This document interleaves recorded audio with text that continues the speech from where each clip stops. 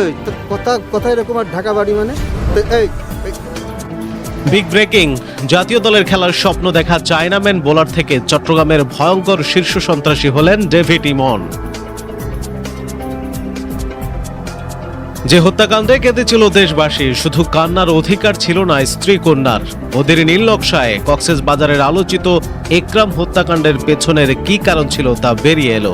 হত্যাকাণ্ডের মিশনের শেষ ২০ মিনিট কি হয়েছিল তা সম্পর্কে বিস্তারিত জানতে ভিডিওটিতে লাইক দিয়ে না টেনে শেষ পর্যন্ত দেখুন। একসময় হাতে ছিল ক্রিকেট বল, স্বপ্ন ছিল জাতীয় দলের জার্সি গায়ে চাপানোর। চট্টগ্রামের ক্রিকেট আঙ্গনে সম্ভাবনাময় বাঁহাতি চায়নাম্যান স্পিনার হিসেবে পরিচিত ছিলেন মোবারক হোসেন ইমন। কিন্তু সেই স্বপ্নের পথ ছেড়ে কয়েক বছরের ব্যবধানে তিনি হয়ে ওঠেন চট্টগ্রামের অন্যতম আলোচিত সন্ত্রাসী ডেভিড ইমন। খুন, চাঁদাবাজি, অস্ত্রের মহড়া আর সন্ত্রাসী কর্মকাণ্ডে আতঙ্কের নাম হয়ে ওঠা ওই শীর্ষ সন্ত্রাসীকে অবশেষে যশোর থেকে গ্রেপ্তার করেছে পুলিশ। পুলিশ জানায়, বুধবার ভোরে যশোর সদর উপজেলার ঝুমঝুমপুর এলাকায় যৌথ অভিযানে ৩ সহযোগী সহ ডেভিড ইমনকে গ্রেপ্তার করা হয়। চট্টগ্রাম জেলা গোয়েন্দা পুলিশ, ডিবি, কোতোয়ালি মডেল থানা ও যশোর জেলা পুলিশের সমন্বয়ে পরিচালিত অভিযানে তাকে আটক করা হয়। দীর্ঘদিন নজরদারির পর তার অবস্থান শনাক্ত করে ওই অভিযান চালানো হয়। স্থানীয়দের ভাষ্য, ছোটবেলা থেকেই নানা সংকটের মধ্য দিয়ে বড় হয় সে। লেখাপড়ার পাশাপাশি ক্রিকেটের প্রতি ছিল তার প্রবল আগ্রহ। এলাকার মাঠ থেকে শুরু হওয়া ক্রিকেটের পথ তাকে নিয়ে আসে চট্টগ্রাম শহরে। ২০১৯ সালের দিকে যোগ দেয় ব্রাদার্স ক্রিকেট একাডেমিতে। নিয়মিত অনুশীলন করত বাকলি স্টেডিয়াম ও কাজীর দেউড়ি এলাকায়। বাঁহাতি চায়নাম্যান স্পিনার হিসেবে দ্রুতই পরিচিতি পায় ইমন। ভারতীয় স্পিনার কুলদীপ যাদবের বোলিং অনুসরণ করত সে। ক্রিকেট নিয়েই ছিল তার ভবিষ্যৎ পরিকল্পনা। ব্রাদার্স ক্রিকেট একাডেমির কোচ আমিনুল হক বলেন, ইমন খুব শান্ত স্বভাবের ছেলে ছিল, বেশি কথা বলতো না, নিয়মিত অনুশীলন করত। করোনার সময়ের পর থেকে আর তাকে দেখা যায়নি। এরপর একদিন গণমাধ্যমে ডেভিড ইমন নামে আলোচনায় আসে।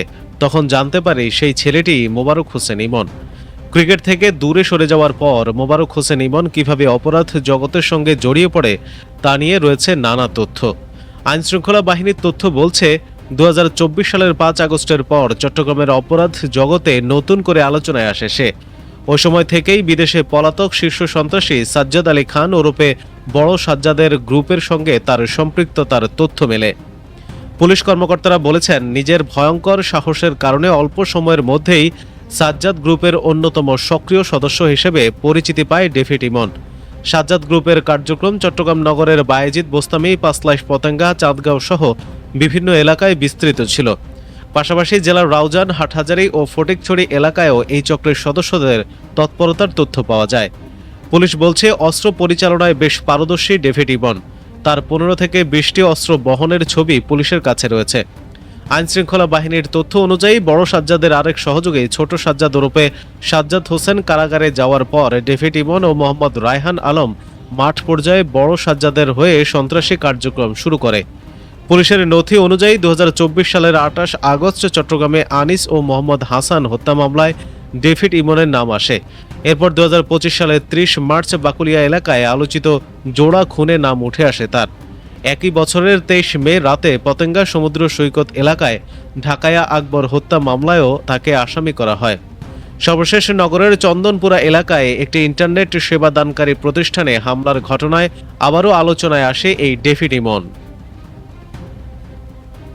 এদিকে যে হত্যাকাণ্ডে কেঁদেছিল দেশবাসী, কিন্তু কান্নার অধিকার ছিল না স্ত্রী কন্যার। টেকনাফের কাউন্সিলর একরামুল হককে ক্রসফায়ারে হত্যার সেই অডিও কাঁদিয়েছিল গোটা দেশকে। কিন্তু স্বজন হারানোর পর মন খুলে কাঁদার অধিকারটুকুও মেলেনি পরিবারের। উল্টো ভিটেমাটি ছেড়ে চট্টগ্রাম গিয়ে বছরের পর বছর কাটাতে হয়েছে নজরদারির ছায়ায়। দীর্ঘ ৮ বছর পর অবশেষে খুলেছে বিচারের দুয়ার। সে সময় আব্বু তুমি কান্না করতেছো যে, মেয়ের ওই অবুঝ প্রশ্নে থমকে গিয়েছিল পুরো দেশ। মোবাইল ফোনের ওপারে বাবার শেষ আর্তনাদ শুনেছিল কোটি মানুষ। মোবাইল ফোনে বাবাকে ওই প্রশ্নটি করেছিল একরামুল হকের বড় মেয়ে তাহিয়া হক। তখন Tahiya Teknaf ৮ BGB border guard স্কুলে ৮ম শ্রেণীতে পড়ত। তার ছোট বোন নাহিয়ান হক পড়ত ৬ষ্ঠ শ্রেণীতে। ২০১৮ সালের ২৬ মে গভীর রাতে বাবার ফেরার অপেক্ষায় অধীর হয়ে ফোন দিয়েছিল কিশোরী তাহিয়া। ওপাশ থেকে বাবার চেনা কণ্ঠ ভেসে এলেও তাতে স্নেহের স্পর্শ ছিল না, ছিল মৃত্যুর আতঙ্ক। মূলত তৎকালীন র্যাব 7-এর পরিকল্পিত হত্যাকাণ্ডের শিকার হয়েছিলেন একরাম। মেয়ের সেই প্রশ্নের উত্তর দেওয়া আর হয়নি বাবার।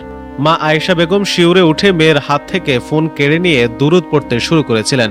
কিন্তু অলৌকিক কিছু ঘটার আগেই স্পিকার চিরে ভেসে এলো আগ্নেয়াস্ত্রের হাড় হিম করা শব্দ, ঠাস ঠাস।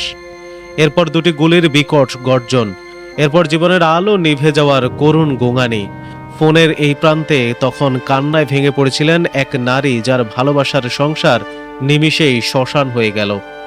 নামের মিলে বদির সিন্ডিকেট রক্ষায় বলি একরাম। টেকনা পৌরসভার 3 নম্বর ওয়ার্ডের পরপর 3বারের নির্বাচিত কাউন্সিলর এবং তৎকালীন স্থানীয় যুবলীগ নেতা একরামুল হককে হত্যার আগেই সাজানো হয়েছিল এক কুৎসিত রূপকথা। অভিযোগ উঠেছে তৎকালীন সংসদ সদস্য আব্দুর রহমান বদির নিকটাত্মীয় ও তার মাদক সিন্ডিকেটের সদস্য ছিলেন টেকনাফের নাজিরপাড়ার মৃত ফজল আহমেদের ছেলে একরামুল হক। প্রশাসনিক চাপ ও মাদক বিরোধী অভিযানের হাত থেকে তাকে আড়াল করতে সাধারণ টিনের ঘরে বাস করা একরামের গায়ে এঁটে দেওয়া হয়েছিল ইয়াবার গডফাদার তকমা। উদ্দেশ্য ছিল স্পষ্ট, গণমাধ্যমের চোখে তাকে আগে ভাগেই অপরাধী বানিয়ে বিচার বহির্ভূত হত্যা করা, যাতে মূল অপরাধীরা বেঁচে যায়। ভিটেবাটি উচ্ছেদের পরও নজরদারি। হত্যাকাণ্ডের পর সেই ফোনালাপের অডিও ছড়িয়ে পড়লে তোলপাড় শুরু হয়। তথ্য যেন বাইরে না যায় সেজন্য একরামের পরিবারকে তড়িঘড়ি করে ভিটেমাটি থেকে এক প্রকার উচ্ছেদ করা হয়। বাধ্য হয়ে টেকনাফ ছেড়ে চট্টগ্রামে গিয়ে মাথা গোজার ঠাঁই নেয় আয়েশা বেগম ও তার 2 মেয়ে তাহিয়া ও নাহিয়ান। তবে নিরাপত্তার স্বার্থে চট্টগ্রামে তাদের বর্তমান ঠিকানা ও অবস্থান সম্পর্কিত কোনো তথ্য প্রকাশ না করার অনুরোধ জানিয়েছেন একরামের স্ত্রী। সেখানেও মুক্তি মেলেনি ভয়ঙ্কর নজরদারি থেকে। আয়েশা জানান, তাদের ঘরের বাইরে 24 ঘন্টা ছায়ার মতো ঘুরে বেড়াতো বিশেষ বাহিনীর লোক। সন্তানদের স্কুলে নিয়ে যাওয়ার সময় মোটরসাইকেল মহড়া দিত অচেনা মুখ। ঘরে ঢুকে ঘন্টার পর ঘন্টা বসে থেকে হুমকি দেওয়া হতো, মেয়েদের নিয়ে বের হবেন না, বেশি নাড়াচাড়া করলে আপনাদেরও ক্ষতি হয়ে যেতে পারে। আইনের দরজাতেও তারা বারবার ধাক্কা খেয়েছেন। টেকনাফ থানায় পুলিশ মামলা নেয়নি। আদালতের আশ্রয় নিতে আইনজীবীদের কাছে গেলেও পরদিনই তাদের চেম্বারের সামনে দাঁড়িয়ে থাকত সিভিল ড্রেসের লোক। ভয়ার্ত চোখে কেসের ফাইল ফিরিয়ে দিয়ে আইনজীবীরা বলতেন, আমাকে ক্ষমা করবেন, এই মামলা লড়ার সাহস আমাদের নেই। কান্নাও নিষেধ ছিল, যেমন মন খুলে কাঁদার অধিকারটুকুও পায়নি একরামের স্ত্রী ও এতিম 2 মেয়ে। একরামের স্ত্রী আয়েশা অভিযোগ করেন, তৎকালীন সেতুমন্ত্রী ওবায়দুল কাদের ও স্বরাষ্ট্রমন্ত্রী আসাদুজ্জামান খান কামাল ফোন করে সংবাদ মাধ্যম বা মানবাধিকার সংস্থার সামনে মুখ না খুলতে, কান্নাকাটি না করতে নির্দেশ দিয়েছিলেন। পরিবারটিকে শান্ত রাখতে সাবেক প্রধানমন্ত্রী শেখ হাসিনার কাছে নিয়ে যাওয়া এবং সঠিক বিচারের আশ্বাস দেওয়া হলেও সময় গড়ালে দেখা যায় তা ছিল কেবল মুখ বন্ধ রাখার কৌশল। আয়েশা বেগম আরও বলেন, আমার স্বামীকে পরিকল্পিতভাবে মিডিয়ার সামনে অপরাধী বানিয়ে হত্যা করা হয়েছিল। অডিও ছড়িয়ে পড়ার পর পুরো দেশ কেঁদেছিল, কিন্তু মন্ত্রীরা ফোন করে আমাকে চুপ থাকতে বলেছিলেন। 8 বছর পর বিচারের আশা। রাজনৈতিক পট পরিবর্তনের পর অবশেষে বিচারের দুয়ার উন্মুক্ত হয়েছে। 8 বছর পর আন্তর্জাতিক অপরাধ ট্রাইব্যুনালে পৌঁছেছে সেই রাতের অডিও রেকর্ড, উচ্ছেদের দলিল ও আয়েশা বেগমের দীর্ঘদিনের জমানো চোখের জল। সাবেক প্রধানমন্ত্রী শেখ হাসিনা এবং আসাদুজ্জামান খান কামাল, ওবায়দুল কাদের ও সাবেক এমপি আব্দুর রহমান বদি সহ 11 জনের বিরুদ্ধে ট্রাইব্যুনালে হত্যা ও মানবতা বিরোধী অপরাধের অভিযোগ দাখিল করা হয়েছে এবং জারি করা হয়েছে গ্রেপ্তারি পরোয়ানা। দীর্ঘদিনের পাথর চাপা কষ্ট নিয়ে আয়েশা বেগম বলেন, আমার স্বামী কোনো ইয়াবা কারবারি ছিলেন না, চক্রান্ত করে তাকে হত্যা করা হয়েছে। যারা আমার জীবন ছাই করে দিয়েছে, আমি তাদের সর্বোচ্চ শাস্তি দেখে যেতে চাই।